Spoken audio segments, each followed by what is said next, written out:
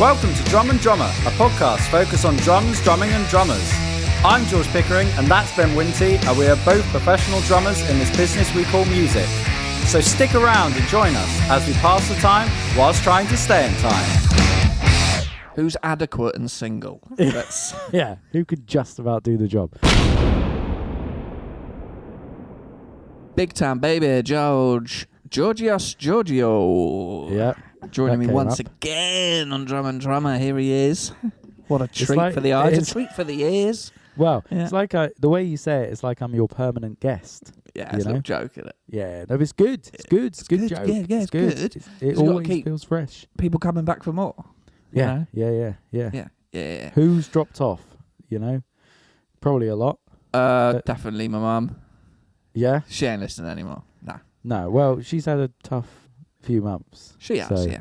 Yeah. If anything, it should lighten the mood, but it doesn't apparently. So Fair enough. Well, let's not talk about who's not listening. No. You all right?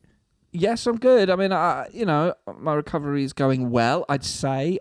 It's hard to know how to compare it because I've not had spinal surgery before. Have you not? No. You think I would have done that? I'm the sort of person you think, he bloody loves a good bit of spinal surgery. Yeah, It's like fucking Wolverine in there. Yeah. But no, first time. Going well. I mean, I've basically just been indoors. In my bedroom for the majority, 95% of the last 7 days. But progress has been made. One, I've been outside for walks. That's good. Yeah, been outside for walks. Two, today, I mean, you can probably tell, George, you can see me, the listeners can't, but look how shiny and bald my head is. Yeah. Today, I was able to shower myself for the first time on my own. And nice. I shaved my head and trimmed my beard because I was looking like Tom Hanks in Castaway. I was looking like an old tennis ball. Did you get any photos? No, I thought about taking a photo. And I thought, no, this is awful. Like I you really see the bald, like where proper like it is just the sides, you know. And I had the fairest hair in the south. Let's not dwell on that. Yeah. But it's like as soon as I can do it, I've got to do it. My wife will be gutted because she loved rubbing the fluffy tennis ball. Yeah. You know? And she'll be disappointed because I can shower myself now, and she loved cleaning my ass. So exactly. Whilst I'm going up, she's going down. That's the recovery cross. Yeah. A screenshot of that. And that's also probably how you did the shower, you know, whilst you're standing up, she's going down for the arsehole, you know? So, well, lots of things about that. Lower. But do you know what? Lower. We were wondering what to talk about. That's the gooch. And baldness, I think it is funny how if you and I don't shave our heads for, I don't know, a week, I've never let it go that long since I've been clean shaven. It's amazing how much it ages you, you know? Because if you clean on top, hey man, how old are you? And people usually guess about my age. But if I don't shave and I just get exactly. The Larry David, you know. Obviously, I never let it go that long. No. But I even hate that. If I don't shave for like a day, you get the fade. Not the fade, but like the, what would you call it? The shadow of where hair is coming in, and you're like, I wish I either had that all over my head, like a hard geezer who's a skinhead, or none. You know, like I don't want just that. Like the leeway of look between head shaving. Yeah, the margin is so much smaller than someone with hair between their haircuts. They can go 6 weeks with a haircut. Yeah. And someone goes, oh, you had a haircut, great, and then move on with their day. Yeah, like, you know, it's been 2.5 weeks since I shaved my head, and I looked fucking state. I looked like my life had fallen apart. It looked like she'd left me. Yeah, taken the cat. Yeah, you know, and I'm going, I got nothing. Can't even play the drums. Can't even wash myself. You know, I looked awful. But now I feel good. I don't know about you, but I feel better. Oh, yeah, I do. Feel fresh, if I have a clean head shave and shave my face, get it looking nice, like about 5 years younger, and I just feel like, okay, now, because I think also another thing is, I don't wear makeup, you know? I don't style my hair. So what do I have to change? Not much. My the work it takes to go from my absolute slobbiest slob to my most pristine going to a wedding look isn't that much time, you know? Slobbiest slob, a minute, put some clothes on. I showered last night, that'll do, you know? But shave my head and beard, shower, and put on a suit and some nice smellies, that's the best I can do, you know? Yeah. And I feel like that's the best, you know? But it's weird. It's whereas, you know, a lot of women, you know, if they're used to wearing makeup and then they don't wear makeup, it's like, whoa, you know? That's not in a sexist way, but, you know, I've had friends who you go swimming with and they don't wear makeup because they don't want a mascara to run. And you go... And you think they haven't turned up because you don't know who they are. Yeah, exactly, yeah. Who are you? So, yeah. Yeah. Anyway, that's that. Shall I talk about a gig I did? You can talk about a gig you did, yeah, sure. Well, is it Molly Malones? That was. You said you were doing that. Yep. Big time. You also said you were going to practice. Oh God. You were going to practice for it. You were in a mood of practicing. You were George. I am Georgios Georgia, and I am going to start practicing for these gigs. I'm going to put some effort in. Yeah, exactly. But I was also aware there's only so much I should practice for this gig because I'm aware it will become a jam. You know, so. It's great that I learnt the fill and that there's a push to go into We Are Family, you know? Mm-hmm. But no one did the push. Do you know what I mean? It was that's the vibe, annoying that, you know? It's annoying so that.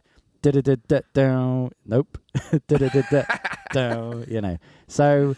That is so annoying. Sorry to interrupt. It's so annoying when you like get a tune and you're like, I've got to learn this. And if you want to learn it properly, get drumcharts.co.uk. Yes. If you want there. Sure. All the essential info you need. And you, I've got to learn it, and you do it, and then no one else does it, and you're like, and now I look like the tit.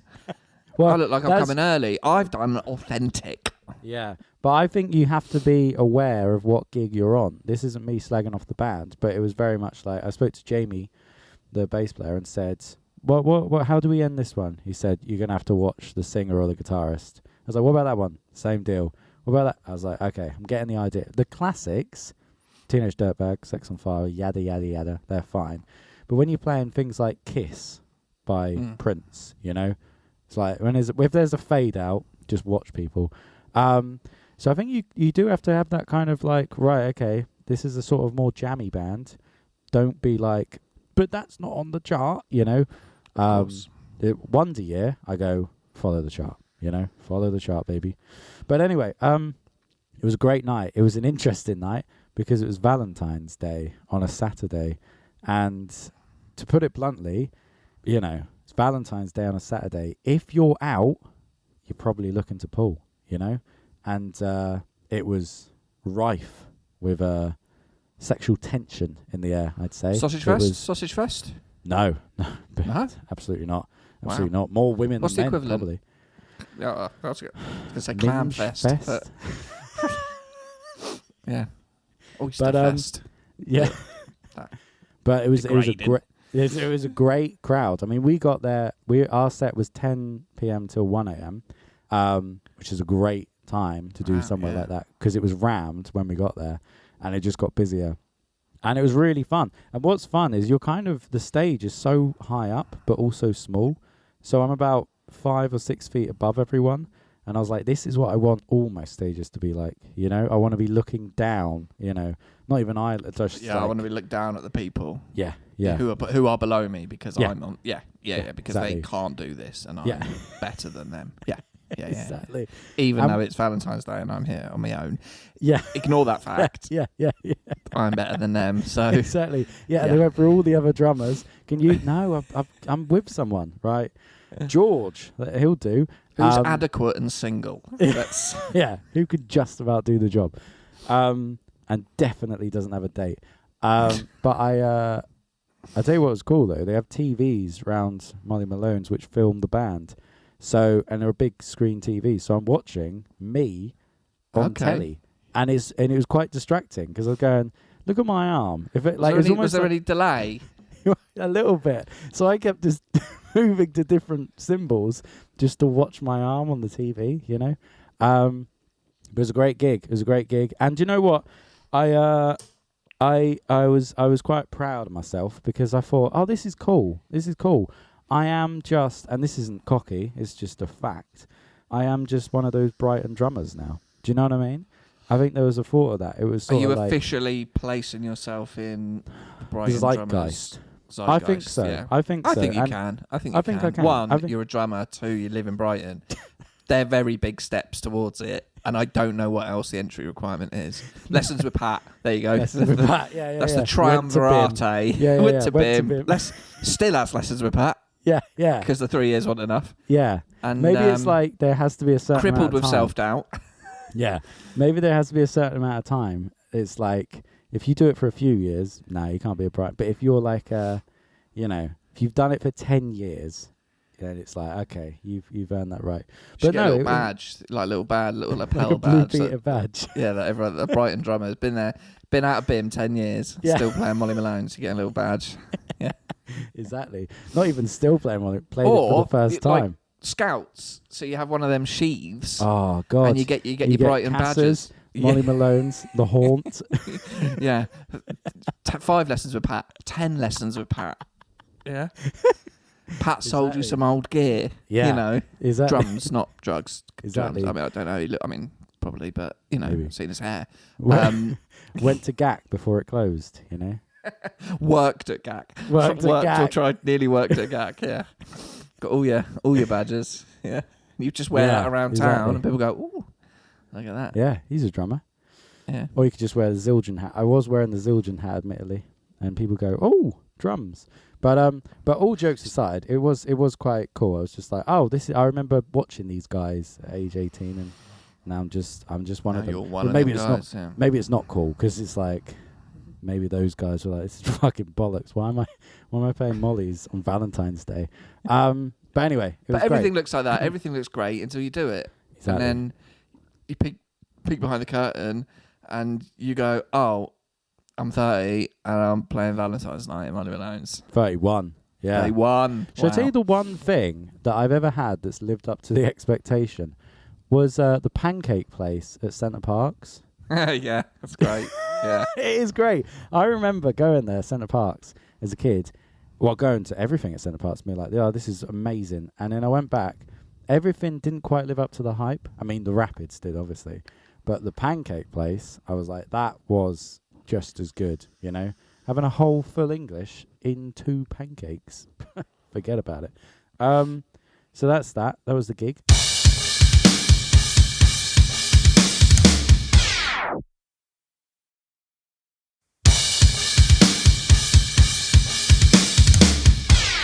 Oh yeah, spreadsheet. Do you want to talk spreadsheets, boy? Oh, I'd love to. I mean, how long you got? Well, I could tell you what. Can we do a screen share on this? I mean, the audience would be lost on. Probably, but I'll just tell you. Okay, from left to right, this is my spreadsheet for gigs for the year. Date, band, location, postcode, paid, and then underpaid. It's just the amount, and then pencil, whether it's a penciled in one, and then mileage. And then once I've been paid, it goes green. Until I've been paid, it's red. Mileage is for tax. Pencil, few of them, they're just penciled in. But what's nice is I just put the date in, and then the band bit becomes a drop-down menu. And I just click which band. It's lovely. Oh, it's so nice. So nice. And what's nice is whenever a new gig comes in, I go, oh, pop it on my spreadsheet, So now I've got it in the calendar. Google Calendar and my spreadsheet. But it does pose the problem of it's now becoming a case where there's too many gigs, which is something I used to hate people saying when it was that, oh, I'm so busy. Yeah, what do you mean by that? Do you mean that you're trying to tell me that you've got too many gigs or saying? I've now become one of those people because it's sort of, you say no to a gig or you dep something out and then that thing gets cancelled and you go, oh fuck, I can't ask that gig back, you know what I mean? But you're hoping it will get filled, but then you go, well, in the future, should I wait until that's a bit more confirmed, But at the end of the day, I'm just happy to be, gigging well, you know what I mean? Yeah. It's a weird one. I think before it was sort of like, oh, I've got a gig, this is amazing. And now it's like, well, now I've got 3 and that's quite annoying. actually. Do you know what I mean? It's annoying because, I mean, you know, we all know this. There's only so many Fridays and Saturdays in the summer. Right, exactly. That's the crux of it, really. And I just had 2 gigs come in today through the agency. Saturdays in July and August, you're like, oh, I bet I'm already on a... Yeah. Oh, no, both free. Yeah. Beautiful. Yeah. Lovely. Pop them in. Cheers. I had that. It was... Do you know, I was trying to think of what I can describe. I was thinking of it as like Monopoly, in that it was... August, I had one Saturday. For some reason, it was all Fridays and Sundays were all booked, but there was one Saturday, the 22nd, that wasn't. And I was like, oh, I haven't got anything for that day. And then Neil messages the other day, Wonder Year, 22nd of August. And I was like, oh my God. I think it was almost like getting, you know, when you got all football sticker album and you sort of remember which number sticker you need. Let's say Charlton Athletic 74. And you go and you keep thinking, fuck, I'm never going to get that sticker to complete that page. And then you open the little packet and you go, hello, 74. Is that the one? And you put it in and you go, there's the page complete, you know? Yeah. So it's a bit like that, basically. It is absolutely like that. Yeah. Yeah. So yeah. You got anything else before I talk technique? I feel like I mean, we can go back to spreadsheets. I can tell you about my best spreadsheet. Oh, please. If you want. I mean, I've got so many spreadsheets. Yeah. You know, I am an organised man. Yeah. As you well know. In fact, I have a spreadsheet up right now, which is the Drum and Drummer Bible. Yes. So, I think for me, organisation is very important. And I see a lot of people, and in my opinion, I'm not telling you people how to live their lives. I go, your life's a mess. Sort it out, because you're causing yourself problems. Yeah, but not to interrupt. Yeah. Before we go on, do you think there's anyone you've ever met who's more organised than you? Oh, I'm struggling. Yeah. James Gillingham always sings your praises about your organisation and just ability to make things happen, you know? It's like he just made a studio willy-nilly. Not willy-nilly. Yeah. But anyway, you are organised. Where were you going with this? Where I'm going? Well, I mean, I've got the Drum and Drummer Bible, and I have various columns. I have episode number, the title, day we record, duration, release date, and then I have a tick list of have I edited it, have I written the description, uploaded it to Acast, uploaded it to YouTube, done the Instagram audiograms and release image, a summary of the topics. And then it's yellow before we record, orange once we've recorded, green once it's all done, ready and uploaded. But one spreadsheet I have, because I think if you can spend a little bit of time building these little systems, can you try and save yourself time? And there's so many little things I think that can do that. Like I have email templates for emails I know I'm going to send a lot, sending emails for recording invoices, recording bookings, sending out masters, sending out mixes, sending payment breakdowns to Tailored, to our agency, you know, once we've done a gig, those sorts of things. And it just, bish bash bosh, makes life real quick. But what I have is one of my favourite spreadsheets is the breakdown calculator. So this is for function bands. And I have one spreadsheet, different tab for each band. And for those who don't know, I mean, what happens is we do a gig and the fee, so the agency takes their cut and then the rest is split for the band. But that is divided by, there's PA storage, there's fuel, management, and maybe there's other things like DJ add-on, acoustic add-on, van hire, hotel, things like that. So I have a spreadsheet, right, for each band. And it has the number of musicians in the band. And all I have to do is put the total fee to band in. And then I have the instruments, and then I have everyone's name, which is for the instrument, is on a drop-down menu, right? And then I input the petrol, I input the variables, and it basically calculates how much per person everyone gets from the gig. It has a maths check to just check the total adds up to the original fee, and then it displays it in a simple little spreadsheet that I can just copy and then put in an email to the agency. Mm-hmm. So I just have to put those numbers in, put the right people, copy email template for sending a breakdown, and I just put that in, and it gives the agency which band, the total fee, and who needs to be paid, and their bank details. And for years, you used to have to like get the calculator out and work it out, blah, blah, blah, and then copy people's bank details and names in, and then do the maths and copy it and paste it and type it all out in an email. Now I just put the numbers in, bosh, done. Love it. And I have that for each band, 1 year, freshman year, decade, other bands. And man, it's, it took a bit of work, a bit of maths, a bit of, that sort of thing. But yeah, I mean, I have spreadsheets. Some of my favourite spreadsheets is that one. I have the Function Bank Bible, which has every gig for every band. Me and Neil manage. You've got band, date, location, postcode, lineup. Every musician's on a drop-down menu. Yeah. Drop-down menu for any add-ons. Then you have a drop-down menu for the gig details. Have they been received? Have they been sent? Then you have a notes column. I love a notes column, which is in italics, and you can just put little notes in. This gig's 3.5 hours away. She's just went 3 for 5. Just little. Oh, this one's a birthday party. This one's got a 4 p.m. load in. Those little things, and we can just easily. Each band is color coded. Each month is separated by just a row of grey. Once the gig's done, put it in grey. Bosh.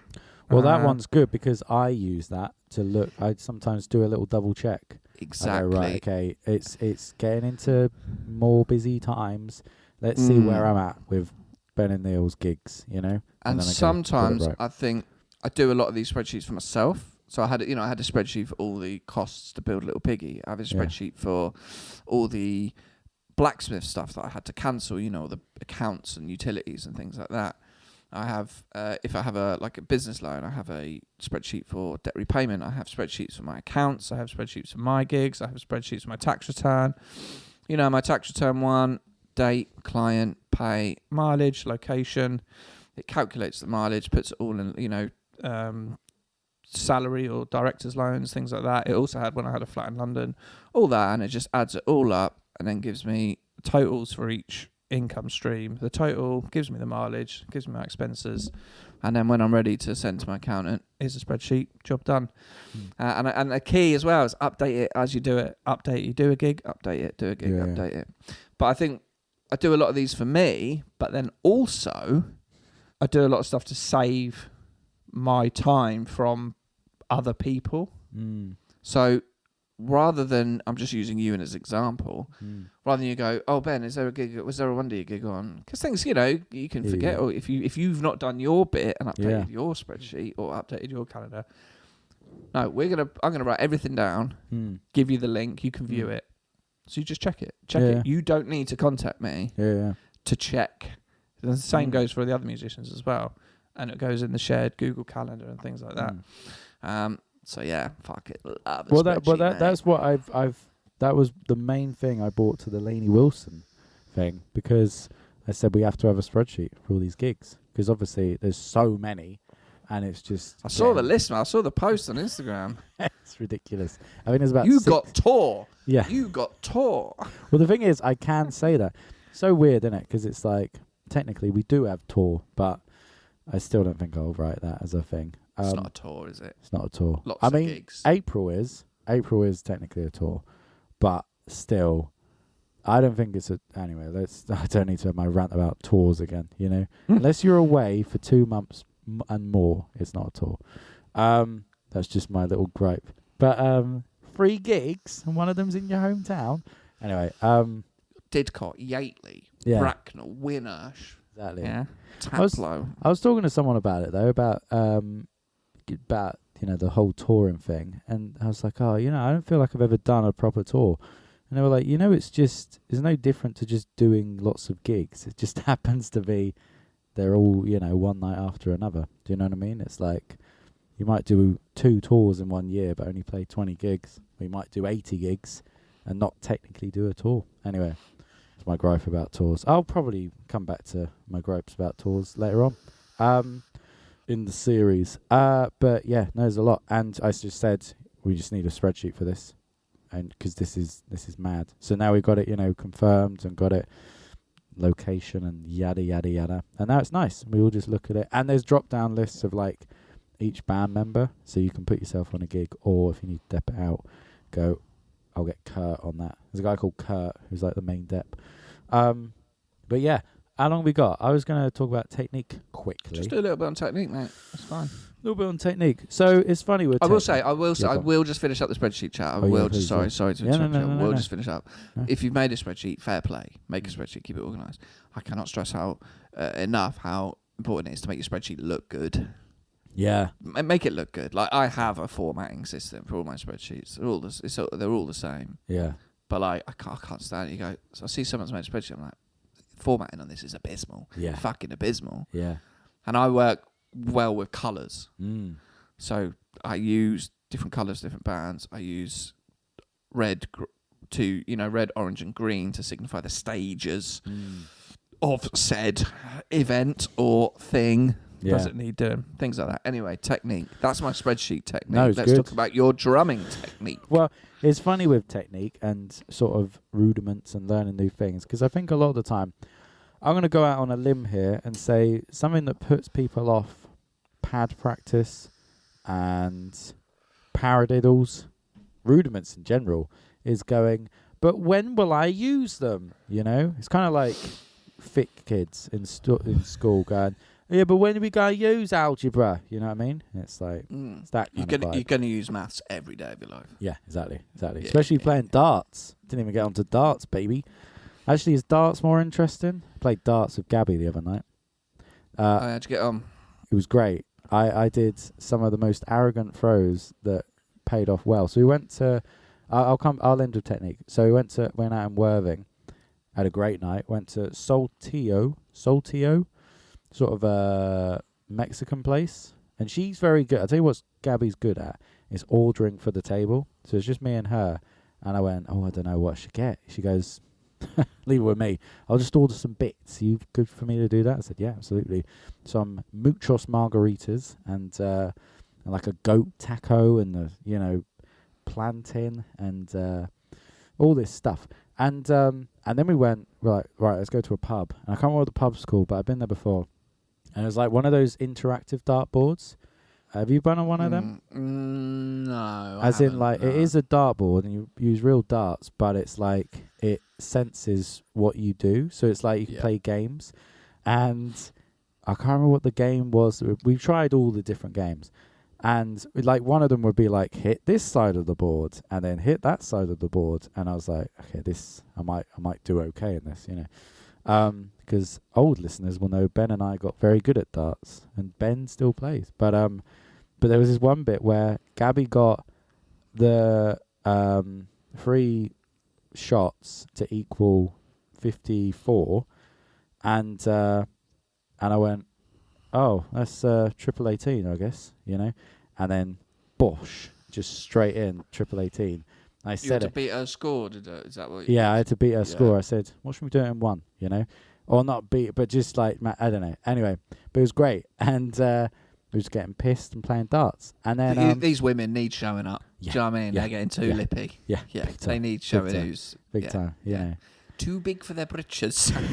Exactly. But it was great. Great time playing darts.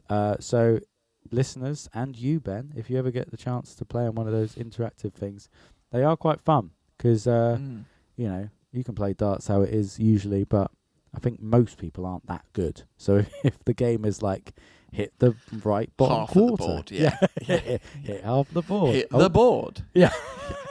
Exactly. Great shot. So anyway, I'll end with technique. It's an interesting one with technique because I think, I'll say it again. Things like paradiddles, you're going, well, what am I using this for? What's the point in even learning it? When am I going to implement this to my groove, But we've been working on open and close technique with Pat, and I feel like that's one of the things that you can like go, oh, I can see this in my playing now. Kind of using your middle finger and your ring finger more than the pinky and the index finger. Do you know what I mean? Okay. Like like in this certain technique I'm using, and it's interesting because I've been doing these techniques and going, wow, it's almost like my pinky doesn't even need to be there, and my index becomes the fulcrum. So your hand, listeners can't see, but that's kind of what your hand starts looking like, rather than like when you start, it's like all 4 fingers are like grip round the stick, like, oh yeah. And then now it's just like, no, it's a bit more loose but still solid. So it's like I'm starting to just see it come into the fray, you know, and it's nice because I think I've said before, it's that gradual thing, you know. It's sort of like when you get to a certain level of learning, you're like, am I progressing at all, you know? It's like you are. And then the most exciting thing is when you can see it on gigs. I've had it a few times before where it's like, oh, I can see that my wrist is in a better place now, you know, and I'm not having to think about it, you know.